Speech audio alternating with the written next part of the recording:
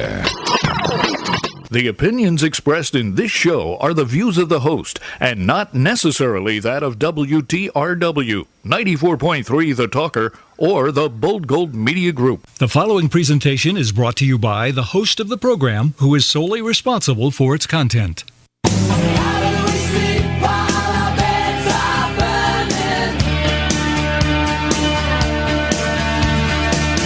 And from top of West Mountain in Scranton, Pennsylvania, good morning, everybody. This is 94.3 FM, The Talker. This is Sanity Check. I am Libertarian Lou. Tea Party Mike is on the phone. We will be joined shortly, as always, by Mr. X. The number here is 888-577-4487. If you want to start your weekend off right, blow off a little steam, you give us a call. And we're still here. Good morning, Michael. Good morning, Michael. Well, I'm going to keep talking here just in case. It looks like Michael, how you doing? I'm doing great now. We're on board. Yeah, we're on board. Hit a little snafu there, but things are straightening right out. And how are things in Texas this morning? Well, I'll tell you what, we're getting a lot of Pennsylvania weather, so I'm just going to ask you guys to keep it down there, okay? Hey, Mike, before we launch into our show, and I do want to remind callers that, feel free to call in on any subject. This hour goes by very quick. We're always hearing that. And if you've heard something over the past couple weeks that you want to chime in on, feel free. We'll accommodate, and we certainly want to hear your opinions. Michael, the newspaper comes out this week, perhaps maybe the most explosive one that we will ever put out. It really is. We were brought a story by an individual named Bruce Perrine, who has fought the system here locally, the children and youth, the lawyers and the judges for over 5 years. And the information that we're getting is unbelievable. And we're certainly going to talk way more about it next week. But I just want to throw that little teaser out there. When the newspapers hit this week, Monday, John is telling me it'll hit the streets on Monday, that it's something that you should look at, and we're gonna rip the face off of what's been happening behind the scenes, what's been happening in this court system, and it's going to be I would like to think a long documentary, and so I encourage people to check us out. We also have some great stories. War has been declared by the U.S. Chamber of Commerce on the Tea Party movement. This is by Bruce Perrine of the Patriot Connectors, another great story. So I mean it. And there's quite a few. There really is. And I just wanted to remind folks to also, when you do pick up the paper, look at some of our sponsors there, the people that are keeping this paper going. Ray's SureSave, certainly he's been on board for a very long period of time. And I got to tell you, probably the best meat prices anywhere. I check it around, and if anybody's thinking that meat prices are going up and it's bothered you, please check out Ray's SureSave. We have a number of new sponsors, Michael, which is good. We're definitely growing. So later on in the show, Mike, we want to talk about, is government intervention in people's lives a reason for the decline of the family unit? Michael, we've talked about this for a very, very long period of time, how we feel as though just government intervention in everything that we do, and certainly, which is part of the whole story that we're going to be breaking on Monday once again, is how the courts and are intervening in people's lives and really destroying or helping to destroy the family unit, perhaps under the guise of helping the children. So certainly those things. So Mike, what do you want to? What you've been down? You went to a number of tea parties this week. You had me all fired up because it's also part of one of the stories that we're writing about the free and equal elections, and we're going to have an editorial piece that I hope really starts getting under people's skin. I really do. Enough is enough. I was talking to Jesse Epps this week, who is a friend of ours, who's been inducted in the Civil Rights Hall of Fame, and he says, it comes a time when you shouldn't have to be begging for our constitutional rights. So what's been happening down in Texas? Well, Lou, very much of what's happening in PA, the complete disgust of our leadership. One of the things that I believe the Tea Party started was because of the lack of leadership of the Republican Party, or just the unwillingness to follow the Constitution. And I think what's more disheartening, Lou, with the Republican Party as it is today, the establishment, I feel is more dangerous than the Democratic Party. And here's why. The Democratic Party, we know what they stand for. We know they stand for large government, high taxation, taking away our rights. And as we've discussed before, where Barack Obama's ability as a president and taking away our civil rights has been rated higher than anyone else. So we know what the Democratic Party stands for. But here's the Republican Party who tells us, Lou, that they stand for just the opposite. Smaller government, smaller taxation, civil liberties. And yet we find state after state through the entire nation that the Republican Party has been nothing but a bunch of talking points who actually, I believe, who have been in bed with the Democratic Party, just agreeing upon whatever motives they want for self-fulfillment. And we're seeing this in Texas. I was at a Tea Party meeting, really great meeting, very well-organized folks. Had the 501c4, I believe, were part of the attack of the IRS, but they haven't stopped. And they had a young man, I'd say young, in his 40s, who's running for Congress, go to Washington, against a man called Lamar Smith, and a Republican. Been there, Lou, for 26 years, the same old establishment, and has done nothing but attack the Constitution through his policies and what he supported. There's a very interesting question someone asked him. Why don't you want to run as a Republican? The gentleman's name is Ryan Shields.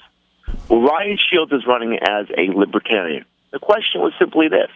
Why aren't you running as a Republican? Your chances of winning are better.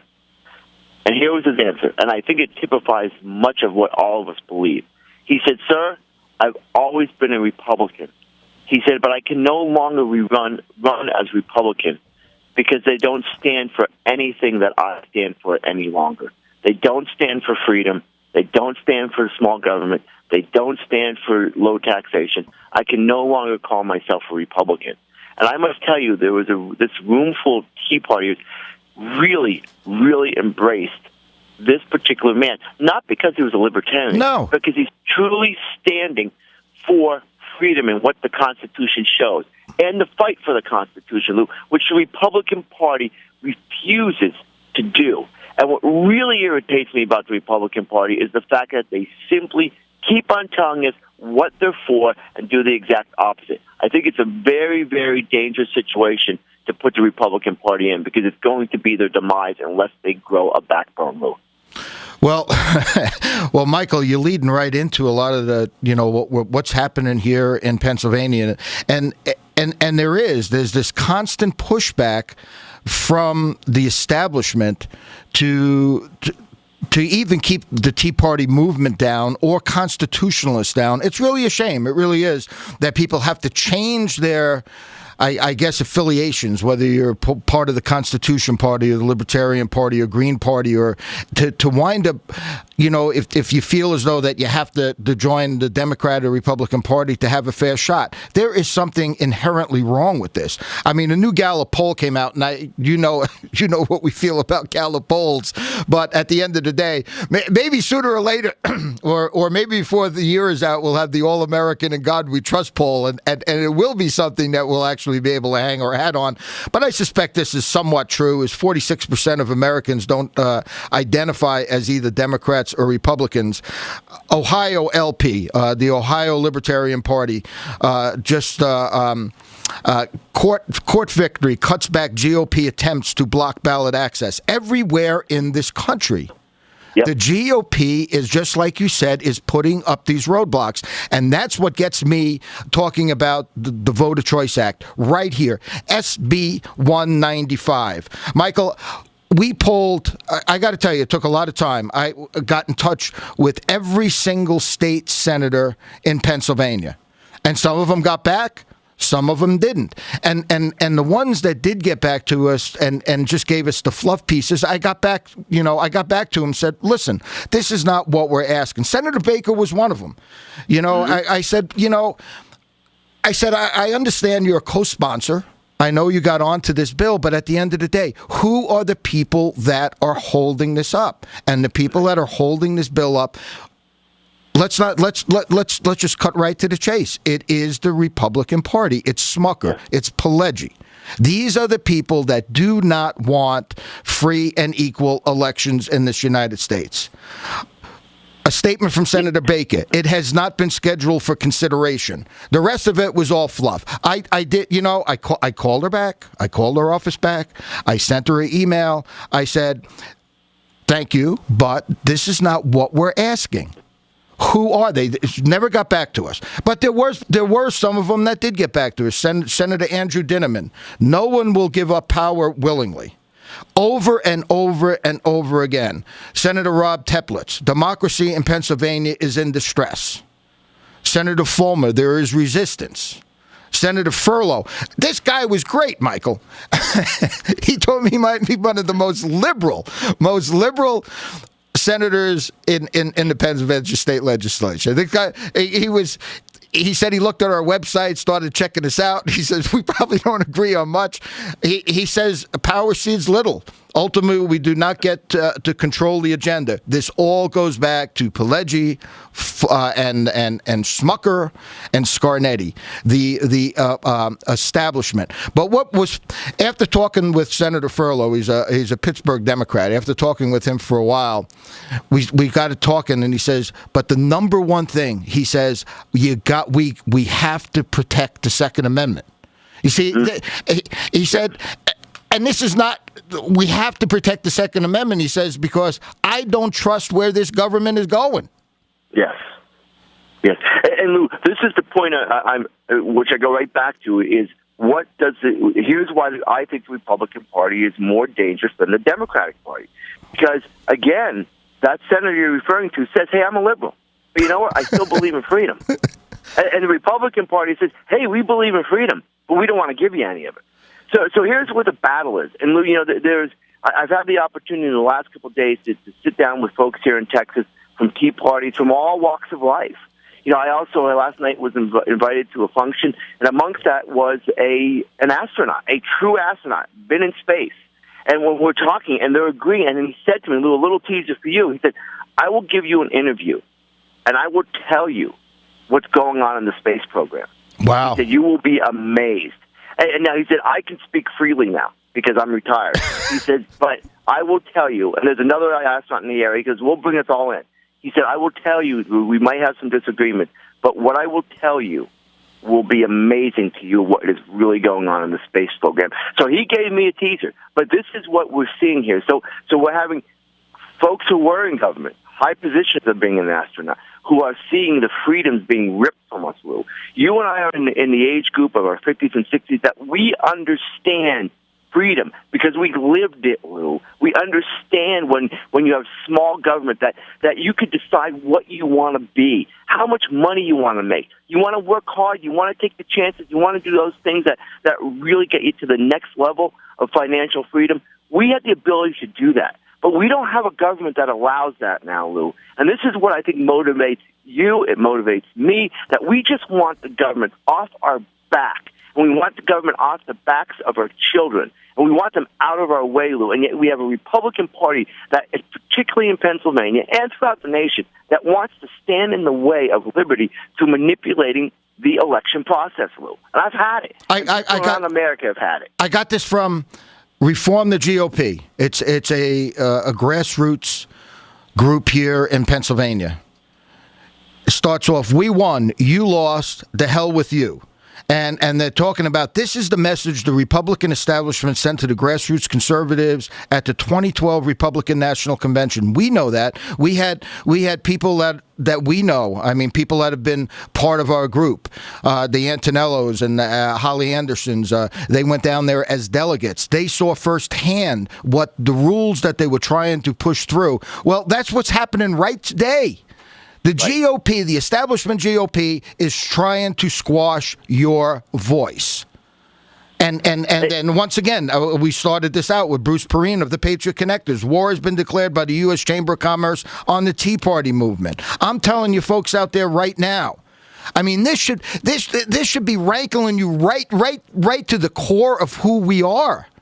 Why do we have to beg for our constitutional rights, Michael? I mean, we know that the electoral process here stinks. The exact question I asked Senator Baker, this is what I asked her. Is there anything more important coming out of the state government committee than free and equal elections? You know, you have to say, and we're going to print this in the paper, some of the stuff that's coming out of that committee.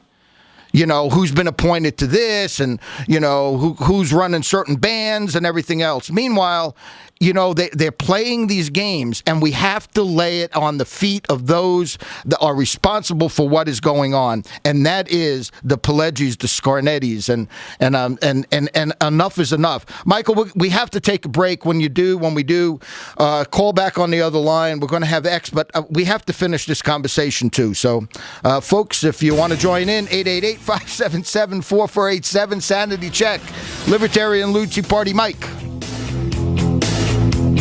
The answer you're looking for lies right here. Sanity Check with Tea Party Mike, Libertarian Lou, Saturday mornings, 94.3 FM, The Talker. As we roll down this unfamiliar road, and although this wave is stringing us along, just know you're not alone, 'cause I'm gonna make this place your home. This is your home, 94.3 FM, The Talk, a Sanity Check, Libertarian Lou, Tea Party Mike, 888-577-4487. Michael, I just wanted to make a quick announcement here. When we leave here today, me and John DiLiberto, we're going to the Respect for Prayer Life breakfast. We were invited by Bob Butts. We're going to see Dr. Anthony Levitino, and that's at 9 o'clock, and that's at the St. Mary Center, 320 Mifflin Avenue. We're looking forward to that today. I believe it'll be an inspiring breakfast. We have David Madeira on the line. I hear it. David, do we get your blood pressure up first thing this morning? Lou, great show as always, and in fact, I'm headed over there this morning as well. Oh, They've good. asked me to say a few words, and I'm going to speak about some things that I hope will shake people up a little bit. Good. But I have to tell you, this whole thing with the chamber and members of the GOP declaring war on the Tea Party, I think it's wonderful. And here's why. One of the scariest things for anybody who's in a battle is wondering about the loyalty of the guy to your right and the guy to your left. When you're in the trenches, you need to know that they've got your back. And the fact that they've declared war on our liberties is great, because they've been fighting against our liberties for some time, but they've done it sort of surreptitiously. They've told us that they're on our side, but they're not really. And so I think it's wonderful. You're absolutely right. Michael, what do you think about that? Well, I think David nailed it. I mean, this is the question that and really, David, I believe it's what started the Tea Party movement, that we were tired of, yes, we're going to do, and you turn around and they're supporting the exact opposite, David. And it's really inspiring to me that it's not just Pennsylvania citizens that are concerned about their freedoms. It's here in Texas. It's here in Colorado. We're seeing lots of folks, everyday folks with the same opinion. The Republican Party no longer supports our beliefs. And really, guys, what we're really looking at is constitutionalists. We just want people to get back to the basics, and we have to look at the individuals, I think, more so than the parties. And unfortunately, the way the party system is set up, sometimes we're forced into those things, and that's, David, what we're looking to break, and also not as a libertarian, not as a Constitution party, not as a Green party, but just really an individual that's saying, wait a minute, maybe this two-party system is not working, and until we can change that, obviously we have to take a very, very close look at who is the candidate. Certainly in Luzerne County is when we look at Luzerne County, Michael, and we look at some of the people that have run there, whether it's the Harry Haases or the Braminskis or the Dobashes, it really doesn't matter whether there's an R or a D next to their name. It really matters to what they stand for. That's exactly right. Yeah. I'm sorry, David. Go ahead. No, that's exactly right. Because I hear this from Democrats who listen to the show, listen to my show, listen to your show. They say, man, I like what you say. and I'm sick and tired of my party. I hear it from Republicans, too. It doesn't matter, because we, the people, are the ones whose liberties are being stolen. Exactly.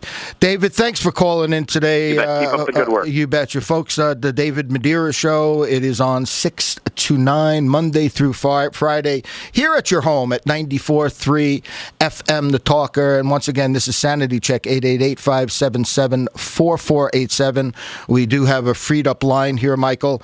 Just to finish this conversation before we bring X on into the next segment, one of the things that was brought up to me during the week, and the individual didn't want to be identified, but it's somebody that we know and has been very active. The subject was brought up about the whole primary system, and what they said was, do the Moose elect those from the elk clubs? And they don't, and they shouldn't. And sometimes they bring up this whole thing about the open primaries, that everybody should be part of the primaries. And I'm saying, I got to tell you, if I was part of the Republican Party or Democratic Party, I certainly wouldn't want a libertarian or a constitutionalist or a green or even an independent to pick our candidates.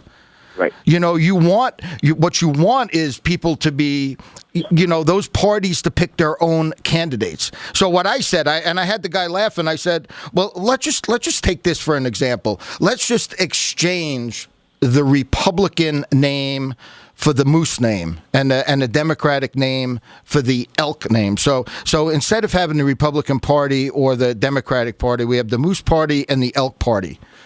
And my question to them was, do you think it's fair that I have to join the Moose Club or the Elk Club to be able to participate in the primary? And should I have to pay with my tax dollars to pick their candidates? And it was a nice chuckle, but I want people to start thinking about that. Start thinking about, instead of the Republican Party or the Democratic Party, let's identify them as the Moose Club and the Elk Club, and that before you're allowed to participate. I mean, this is insane. And unless we start demanding that this change, I don't want to ask anymore, Michael.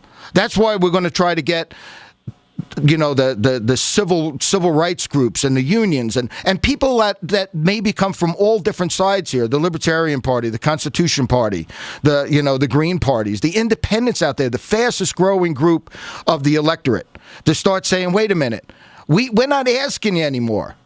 We know who you are, and that is the point. We have to start identifying the people that are responsible for this, and we're calling their names out. I don't want to get smuckered anymore.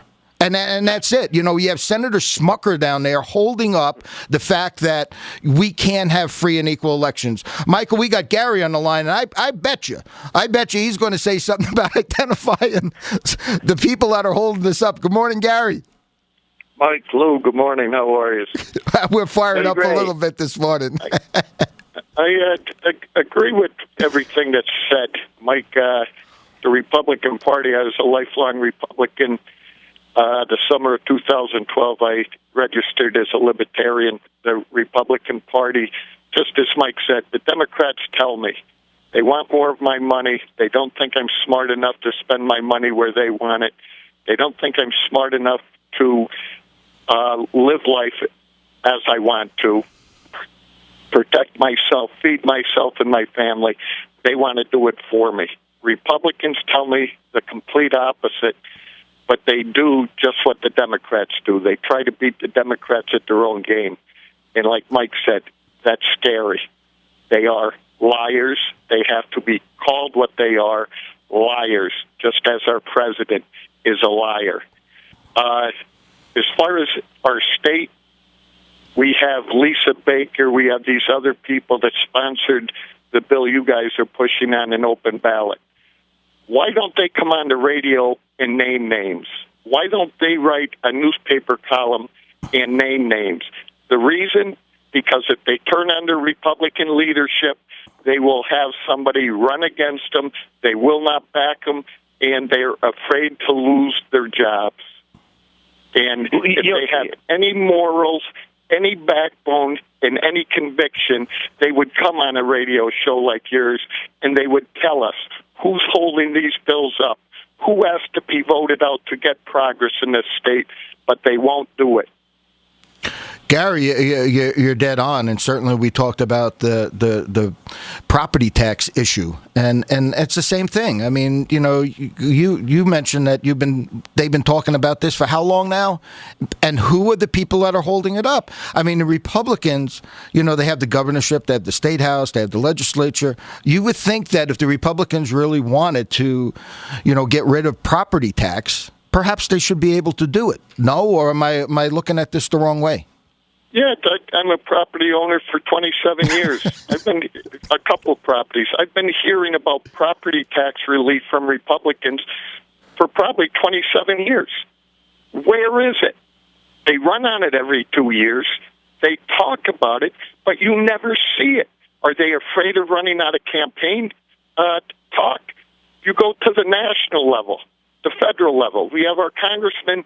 Republicans tell us they want to cut spending.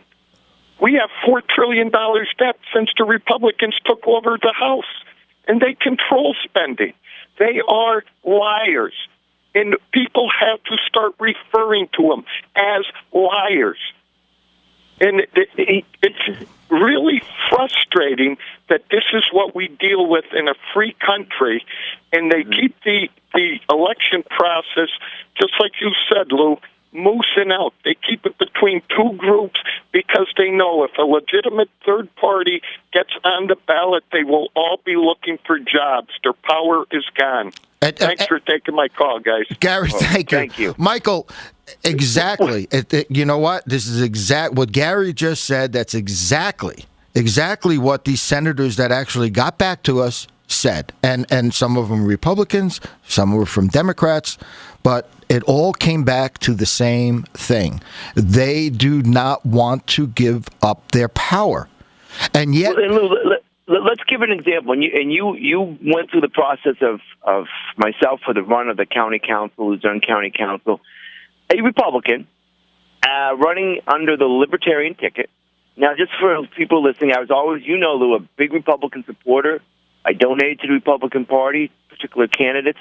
And yet, when I was running, I got a call from a very influential individual in the Republican Party and said, you know what? Out of all these candidates, you are the most qualified, in my opinion. But I can't support you. Right. Why? Well, because you're not running under the Republican ticket. Because you wouldn't have me. You had your chosen. That's right. And this is what the Republican Party has come to. This individual truly would, out of fear, not come out publicly and support me because of the fear that they also would be shunned by the Republican Party and also lose their position and their job within the Republican Party, Lou. This is what we've gotten down to. And really, and just as Gary just said, call in. Explain your position.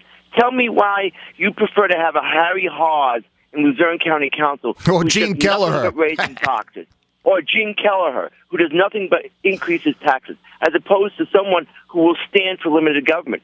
Tell me, as the Republican Party, as your leadership, why you prefer one over the other. It's because that individual does what they're told and doesn't question. That is what the difference is, Lou, and I'll have no part of that. And, Michael, I think we broke all kinds of barriers. I mean, that might have been the first time. And you stayed a Republican. You didn't even change your affiliation. You ran as a Republican on the Libertarian ticket. If I remember correctly, you were endorsed by both newspapers in the Wilkes-Barre area, something that very few got. And then once again, it's this establishment, and what we're trying to do is break that paradigm now. We have to start looking, and I think it's happening, Michael. I think people are starting to look at saying, wait a minute, perhaps if you ran again, maybe the outcome would have been different. We certainly saw Kathy Dobash, even though she ran as a Republican, she certainly wasn't endorsed by the Republican establishment. No. And in fact, I was forwarded some emails from people that are really, really pleased with what she's doing and encouragement letters. And one stood out in my mind, if I remember correctly, was, I'm a Democrat and I heard you on the radio. and I had to be able to support you, Ms. Dobash. And you know, that's why she got more votes than anybody else. It didn't necessarily. I'm sure there were a lot of Republicans that voted for her, and independents, and libertarians, and Greens, and Democrats. But at the end of the day, you know, certainly didn't. There were a lot of people, Republicans, that did not vote for her because they just didn't like what she was standing for, and that's the way it is. It is the way it is. And so what's happening, people, is that, and this is why we need this Voters' Choice Act, why it's so important in Pennsylvania and really throughout the nation, because we have two parties who are selecting our candidates for us. So we really don't have true elections because we only get to vote on the folks that they have chosen and have put in front of us. And this is how the election process works in Pennsylvania right now, Lou. And this is why the Republican Party are so guarded in their position. They will tell you one thing and do the exact opposite. And I could feel Gary's frustration because you know what? You keep telling us and telling us and telling us, and yet you do nothing to support what you say you're there to support. So this is why we need, as a people, to get on those phones, call up these senators, particularly Republican senators, Republicans out there, call them, ask them why they don't want free and equal elections. And the real story is we want to keep our power, Lou. That's the only honest answer they can give us. I got to tell you, Gary, I really think this is going to blow up in their face by the time November comes around because I know other folks are running. And it's going to be a constant issue that is brought up because we're not stopping anymore. In other words, like we're saying, you know what? This is not right. We should not have just Jesse Epps, Civil Rights Hall of Fame, man. You should not have to beg. We should not have to beg for our civil rights. Michael, we have to take a break. When we come back, we'll have X on the phone, change the conversation up a little bit. You're listening to 94.3 FM, The Talker. Tea Party Mike, Libertarian Lou. Their Sanity Check. Saturday mornings, 94.3 education through discussion. Do you think there's bias in the media? Has the political class let you down? Then join Sanity Check as they expose, inform, and enlighten through the new standard in talk radio. Saturday mornings, 94.3 FM, The Talker.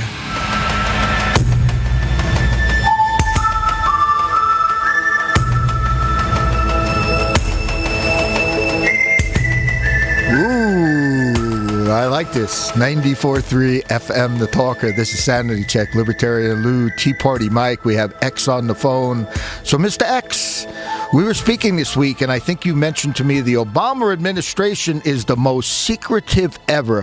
Why would you say something like that? Well, it isn't me saying this. This is actually the executive editor for the New York Times is saying this. No. Now, the interesting thing about the story is that the story was broken by, of all places, Al Jazeera, an interview with her. Now, of course, you didn't hear about this on, USA Today, ABC News, CNBC, or whatever. I still haven't heard it on from them. No, I mean, here is the thing. I've spent 22 years of my career in Washington, D.C., covering presidents from President Reagan on up until now. I was the Washington bureau chief at the time during George W. Bush's first term. I dealt directly with them during all of those periods. But the Obama administration is the most secretive that I've in my entire career as a journalist. Wow. Michael, maybe, I'm starting to hear these rumblings, but, maybe that impeachment words should be starting to be bantered about a little bit. I'm serious. I mean, this is getting out of control. I mean, it's just like these executive orders. It's like, I'm just going to do what I want to do. And X, I mean, go ahead. Yeah, and that is how a dictatorial or authoritarian government works. Remember, when we go back to looking at the NSA vote, the Amash Amendment, and we start to break it down, it was interesting how we had equal numbers of Democrats and Republicans on both sides of the issue. But those that were for continuing these particular programs are those that have become part of the Washington establishment, that somehow the longer they're there, the more they actually believe that they know what's best for you and your family.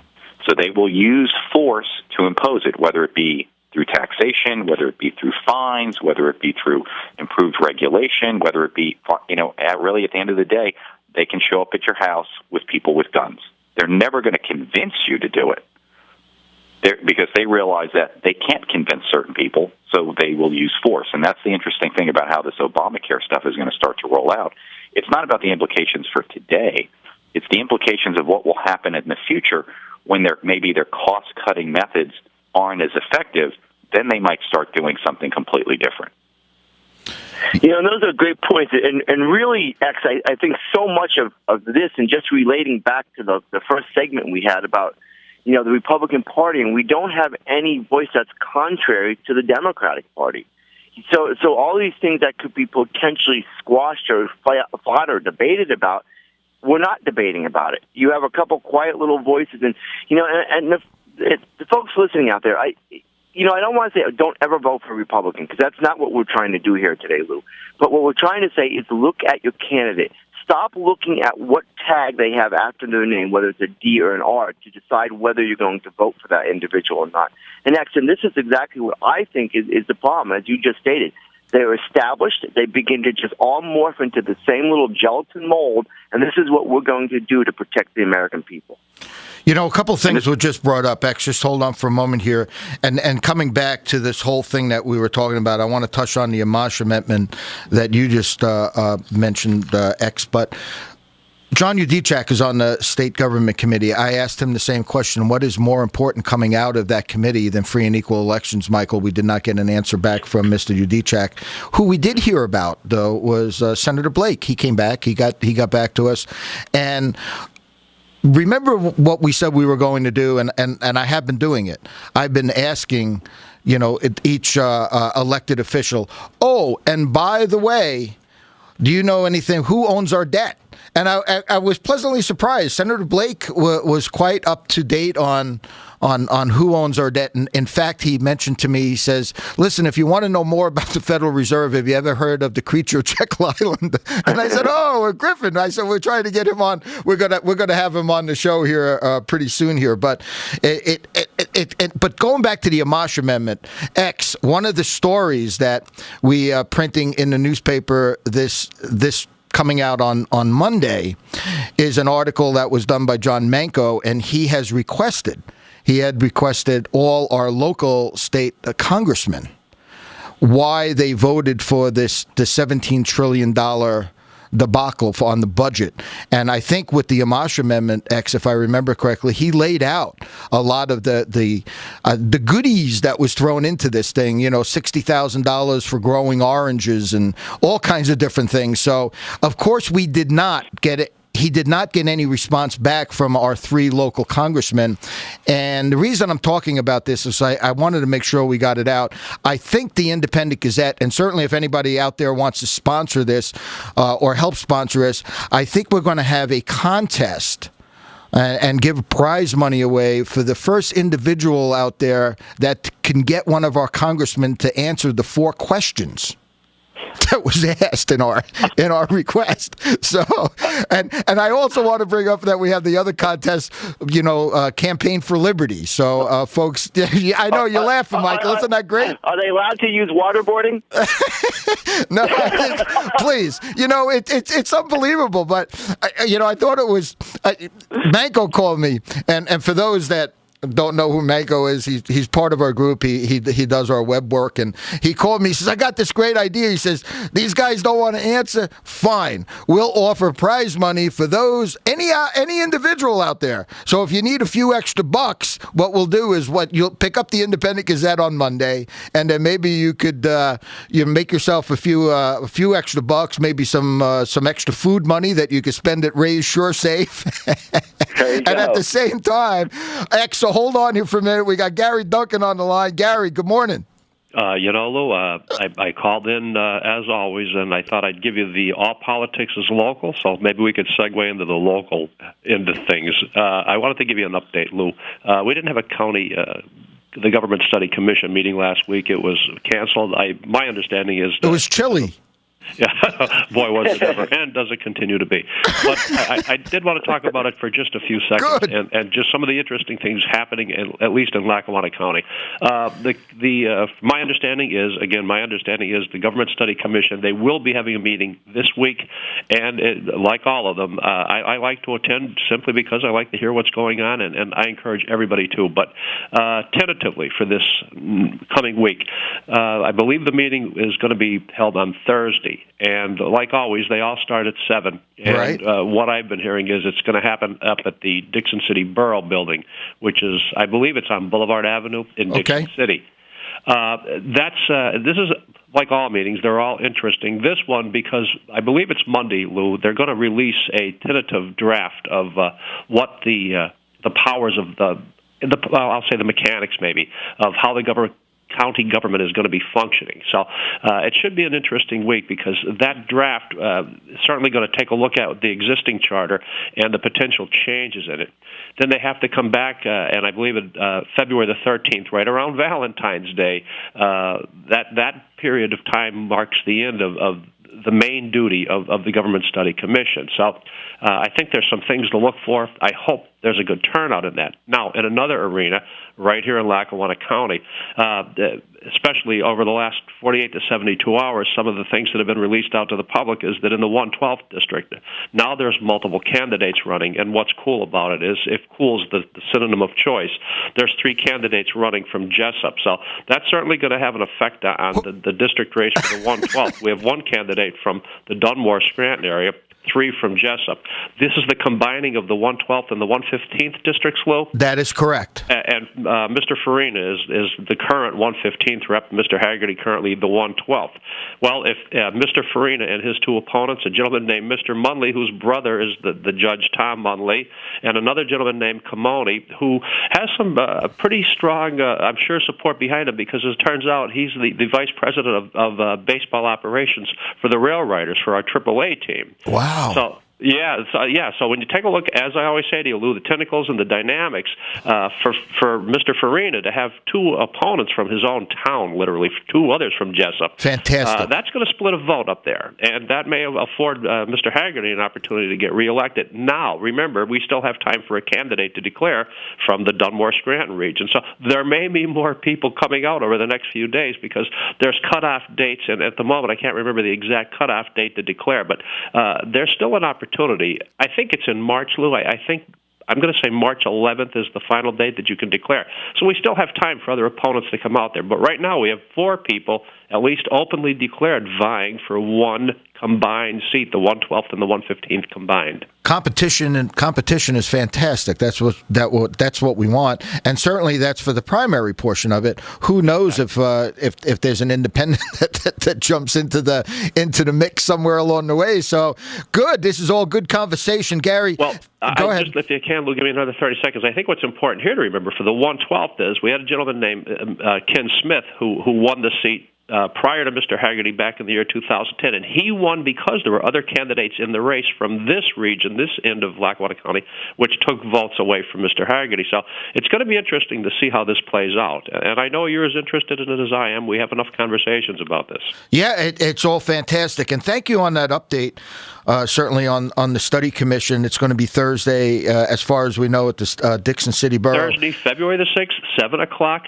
Dixon City Borough Building, and that's at 801 Boulevard Avenue in Dixon. And like you, and we have talked before, I believe, like you do, in Lackawanna County, this will probably be the number 1 topic, or certainly from a political side, the most interesting. We're looking to change the form of government in Lackawanna County, so it's important. This affects a county from Fell Township all the way down into the Taylor-Old Forge region, so it certainly affects the whole county. I can't see how anybody countywide would not want to be following this and would not want to be involved in it, whether you're for it or against it. Right. I always try to keep an open-mindedness, but certainly to be involved and always following this. Gary, thanks for the update. Thank you. X, you're still on. Michael, you're still on. You know what? Here. Let's take a break. We'll take a quick break. When we come back, we'll continue the conversation, and we do appreciate people calling in on whatever topic it is. Like we said, the hour goes by very fast, and we want to get in as much as possible. So you're not breaking our train of thought. We're just trying to keep people updated as much as possible. You're listening to 94.3 FM The Talker. We'll be back in a moment. Sanity Check with Tea Party Mike, Libertarian Lou, Saturday mornings, 94.3 FM The Talker. So wake me up when it's all over, when I'm wiser and I'm older.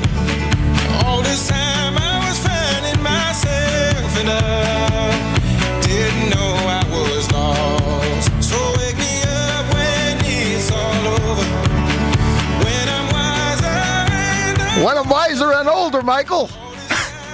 You're listening to 94.3 FM, The Talk, Sanity Check, 888-577-4487 if you want to join in on the conversation. Michael, we have so many notes here and so much looking back over the last few weeks, so much stuff that we have not touched on.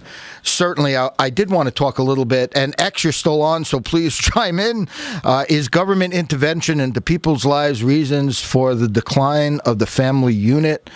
You know, speaking to my mom last night, Michael, and we've spoken, and when we start talking, people of the older generation, they're seeing the breakdown of the family unit, and certainly I feel, and I know you feel, and X, you feel, you know, with the increased taxes, and when we look at what has happened, people running around with their heads with their chickens with their heads cut off, and nobody home when the kids are getting home. It's sad. It really is, and certainly the intrusion of government into our lives, I think, has played a huge part of that.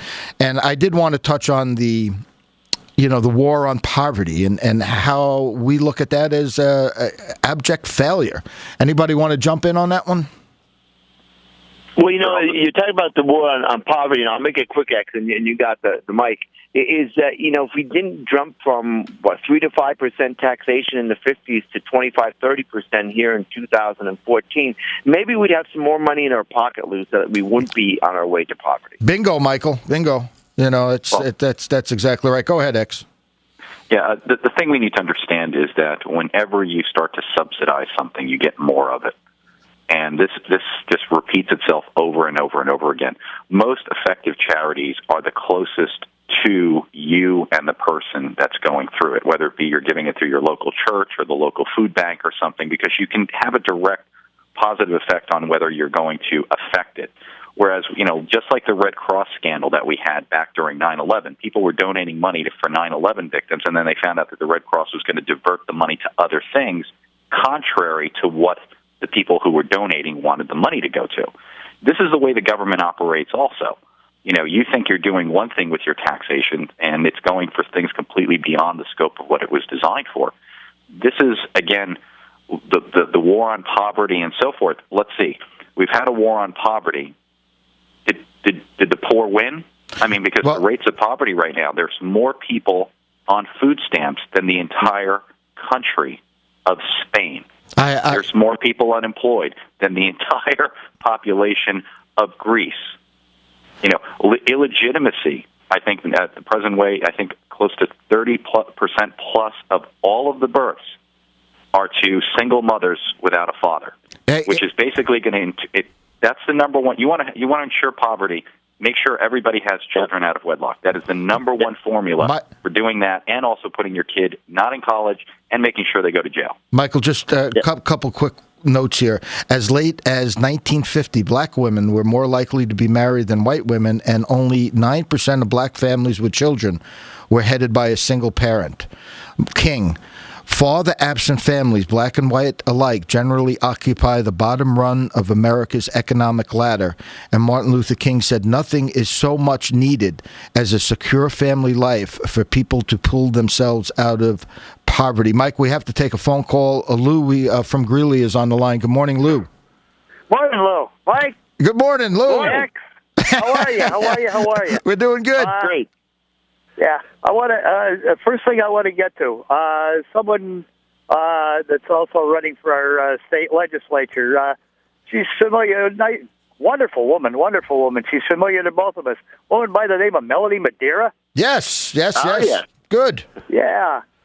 I throw a plug out for her. Maybe you could get her on the show. Yeah, well, everybody, yes, and we will. We just yeah.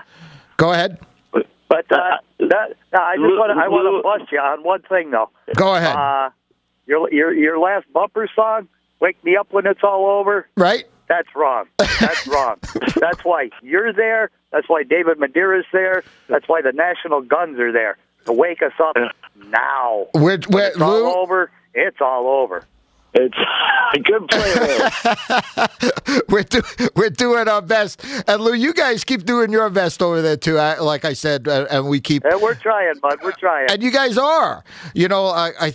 I'm not sure if you're aware, but there's a number of your group now that are now starting to write for the papers, starting to wake people up, and it's fantastic. So you guys keep doing the good work that you're doing, and Patriot Connectors the second Thursday of every month. Correct?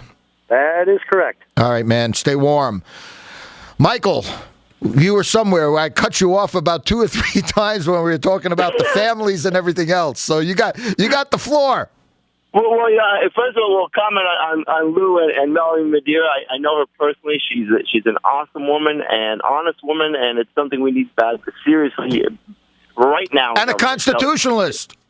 Yeah, and a constitutionalist, absolutely. So these are all good things. But Lou, it's really funny when you talk about the breakdown of what King had to say. And, you had the feminist movement in the 60s, which, as a father, it was almost like we don't need men in our families anymore. We don't need, remember that, Lou, back in the 60s? We don't need men in our lives anymore. And it's really, really a sad thing because the government started to promote that lie also. So then you got women thinking that, we can possibly do this on our own. I don't know if that's how we got there, but when you have government supporting ideals that really are not really best for our family structure and what our children really need, again, to be successful in life, we need to re-examine the fact of what we're doing politically and what we're doing and supporting politically, Lou, and what we're supporting in legislation. So we need to get back to the family roots because it's really what God intended and it's really what's best for our children. Long before the war on poverty even began, warned government assistance could be like a narcotic. That was FDR. Yep. And I'm looking at what Bush said. Welfare was never meant to be a lifestyle. It was never meant to be a habit. And X, I think that's what you were referring to. I mean, it does become like a narcotic, and it's very difficult once people are on it to get off of it. Well, it's like that thing on the back of a bird seed feeder.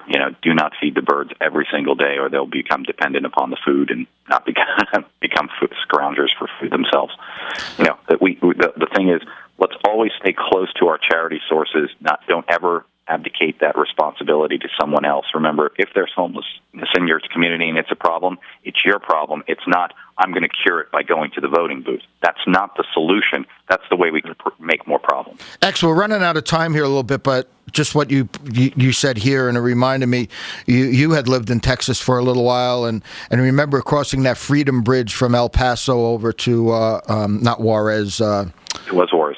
What's that? El Paso to Juarez. Oh, okay.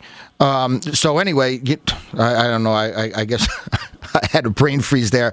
But remember talking about, if you feed somebody the fish, you feed them for life. If you give them a fish, or if you feed somebody, if you teach them to fish, they can feed themselves. If you continue to give somebody a fish, you'll feed them for life. And I think that speaks volumes of exactly what we're talking about here.